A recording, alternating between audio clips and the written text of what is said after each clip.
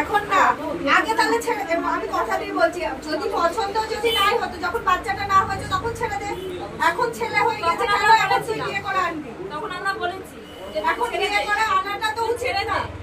বলছে না দেখি সংসার, আমি তখন বলেছি ছেড়ে দে।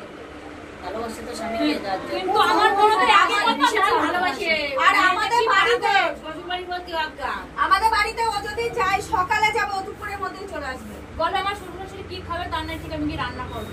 আমাদের বাড়ি নিন্দে কিন্তু শ্বশুর বাড়ি নিন্দে শুনতে পাবে। শাশুড়ি শ্বশুর এত মারবে, বলে আমাকে কেউ মারেনি। আমাদেরকে প্রায় ফোন করে যে তোমাদের মেয়ে করেছে ওই করেছে, অন্যদের সাথে কি হয়েছে কিছু বলবে না। আমরা কি বং চুল থেকে আমরা বকে আসি আমরা যে তোর সঙ্গে তোরা কেন করবি না। ওদের ফ্যামিলি সবারই হচ্ছে এখন ওই ছেলের সাপোর্টার আর কি। ওই বউটাকে পিটাস বুঝলে, ওটাকে পিটায় হঠাৎ হবে জানতে ব্যাস। আর এমন কিছু বলতে হবে যাতে ও সংসারটা ভালো করে করতে পারে আর কি, যাতে ওর